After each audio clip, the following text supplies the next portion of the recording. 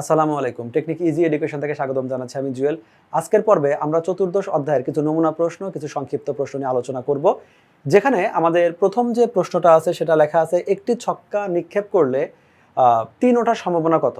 আসলে ৩ ওঠার ব্যাপারটা না, এখানে ৩ হলো একটা আমাদের অপশন। যখন আমরা একটা ছক্কা নিক্ষেপ করছি সেখানে আমাদের ১, ২, ৩, ৪ টোটাল আমাদের ৬টা অপশন আছে। এই ৬টা অপশনের মধ্যে যেকোনো একটা উঠবে। আর ছক্কায় ৩ একটাই আছে। তার মানে এই অপশনটা হলো অনুকূল ফলাফল হলো আমাদের ১ আর মোট ফলাফল হলো ৬। তো রেজাল্টটা হবে 1/6 যেটা আমাদের ক নাম্বারে আছে। তাহলে এখানে ৩ বলতে ৩টা না, ৩ একটা উপাদান, একটা অপশন। তাহলে অনুকূল ফলাফল আমাদের 1। পরের যে প্রশ্নটা দেওয়া আছে, এখানে দেওয়া আছে যে একটি মুদ্রা নিক্ষেপে যে বড়জোর এইচ ওঠার সম্ভাবনা, কমপক্ষে এইচ ওঠার সম্ভাবনা, এইচ একটি নমুনা বিন্দু। প্রথমে এটা খুব স্বাভাবিক, এইচ একটা নমুনা বিন্দু। এখন আমি এই জিনিসটা যদিও মুখেও বললে হতো, আমি একটা লিখে দেই যে মুদ্রা যখন দুইটা মুদ্রা আমরা নিক্ষেপ করছি তখন আমাদের যে নমুনা বিন্দুগুলো পাচ্ছি, আমাদের এখানে এই 4টা নমুনা বিন্দু পাবো যদি আমাদের মুদ্রা দুইবার নিক্ষেপ করি, এইচটি, টিটি।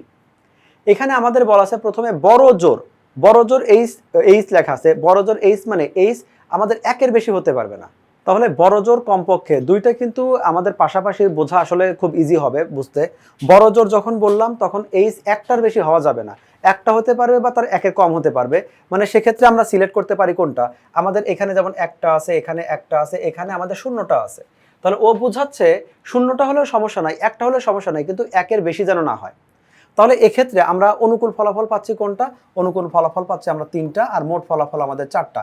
এইটাকে যদি আমরা ক্যালকুলেশন করি 3/4, তাহলে রেজাল্টটা আমাদের 0.75 আসে, অর্থাৎ প্রথম অপশনটা সত্য।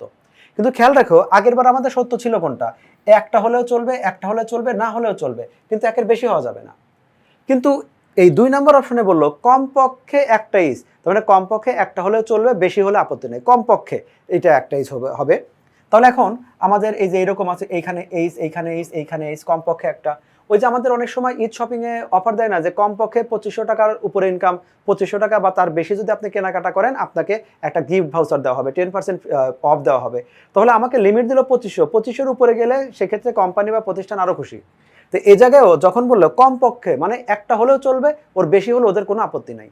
তাহলে এক্ষেত্রে আমাদের অ্যান্সারটা কত আসছে? আমাদের 2টা হয়েছে, ও আরও বেশি করে এখানে অ্যাকসেপ্ট করবে। আমাদের একটা হয়েছে। তো যখন বললো কমপক্ষে তখন মানে ওইটা হলেও চলবে, তার বেশি হলেও কোনো সমস্যা নাই। এক্ষেত্রে অনুকূল ফলাফল 3টা, মোট ফলাফল 4টা।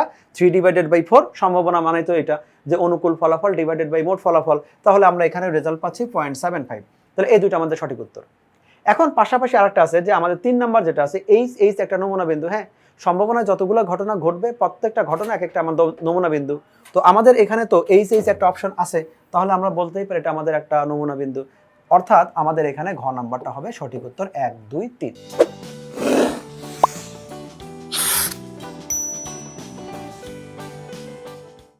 আমাদের এখানে একটা অপশন দিল যে একটি থলিতে নীল বল আছে 12টা, সাদা বল আছে 16টা এবং কালো বল আছে 20টা। দৈবভাবে একটা বল চয়ন করা হলো। দৈবর সাথে কিন্তু দুইয়ের কোনো সম্পর্ক নাই। অনেক সময় দেখি আমার স্টুডেন্টরা দৈব আর দুইকে মিলিয়ে ফেলে। দৈব মানে হলো, এটা আমরা প্রচলিত ভাষায় কি বলি, কোনো চিটিং না করে আন্দাজ একটা উঠায় নেওয়া।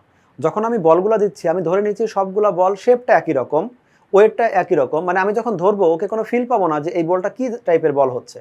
এবার শুধু সেই বলের মধ্যে আমি একদম সবগুলো মিশানো আছে, আমি চোখ বন্ধ করে একটা উঠায় নিচ্ছি, এইটাই হলো দৈব চয়ন। এখন এই দৈবভাবে একটা বল উঠায় নেওয়া হলো। এখন নেওয়া হলো প্রথম অপশনটা কি, বলটি নীল হওয়ার সম্ভাবনা কত? তাহলে আমরা এক্ষেত্রে জানি যে সম্ভাবনা সূত্রটা কি, অনুকূল ফলাফল ডিভাইডেড বাই মোট ফলাফল। এখানে নীল হওয়ার সম্ভাবনা মানে হলো নীল বল আছে কয়টা? নীল বল এখানে আমরা দেখতে পাচ্ছি নীল বল আছে আমাদের টোটাল 12টা। আর আমাদের মোট ফলাফল কত? 12, 16, 20 সবগুলো মিলে আমাদের মোট ফলাফল হলো 48। এইটা হলো আমাদের সম্ভাবনা।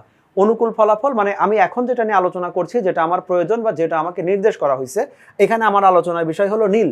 তো নীল আছে 12টা, মোট কত? সবগুলোর যোগফল 12/48, যেটাকে আমরা কাটাকাটি করলে হবে মেবি 1/4। তাহলে এইটা আমাদের সঠিক উত্তর। পরবর্তী প্রশ্নটা একই জায়গা থেকে করতে হবে। এক্ষেত্রে বললো বলটি সাদা না হওয়ার সম্ভাবনা। বল সাদা না হওয়া, যে কোনো না হওয়ার সম্ভাবনা আমরা দুইভাবে বের করি। এখানে আলোচনা করতে বলছে বলটি সাদা না হওয়ার সম্ভাবনা। তাহলে সাদা হওয়ার সম্ভাবনা থেকে বের করে ওইটা 1 থেকে বিয়োগ করলে আমাদের সাদা না হওয়ার সম্ভাবনা বের হবে। অথবা তুমি এরকমও চিন্তা করতে পারো সাদা বল বাদ দাও, টোটাল বল আছে কয়টা? সাদা বল না হবে না। এবার সাদা বলটাকে বাদ দাও, বল আছে কয়টা? নীল বল আছে 12টা, আর আমাদের কালো বল আছে এখানে 20টা। সব কিছু মিলে এই 32টা, এই 32টা হলো আমাদের সাদা বল না, সাদা বল বাদে অন্য কিছু। আর আমাদের এখানে মোট বল কয়টা আছে? মোট বল তো শুরুতে হিসাব করলাম, মোট বল এটা 48। এইটাকে যদি আমরা কাটাকাটি করি, তো আমরা কাটাকাটি করলে আমরা এটার অ্যান্সার পাবো হলো 2/3, তাহলে এইটা আমাদের সাদা না হওয়ার সম্ভাবনা। অথবা আমরা আরেকটা কাজ করতে পারতাম, এভাবেও করতে পারি, অথবা আরেকটা যে কাজটা আমরা রিটেন পার্টে সবচেয়ে বেশি করি, যে আমাদের সাদা হওয়ার সম্ভাবনা অ্যাকচুয়ালি কত। সাদা হওয়ার সম্ভাবনা হলো, এইটা হলো 16/48, এটা হলো সাদা হওয়ার সম্ভাবনা। যে অনুকূল ফলাফল আমাদের 16 আর মোট ফলাফল 48, এটা সাদা হওয়ার সম্ভাবনা যদি হয়। আমরা জানি কোনো একটা ঘটনায় সম্ভাবনার সর্বোচ্চ মান হলো 1। তাহলে এখন যদি আমি এটা 1 থেকে এটা বাদ দিয়ে দিই, টোটাল ফলাফল থেকে সাদাটাকে বাদ দিয়ে দিই, তাহলে আমাদের সাদা না হওয়ার সম্ভাবনা চলে আসবে।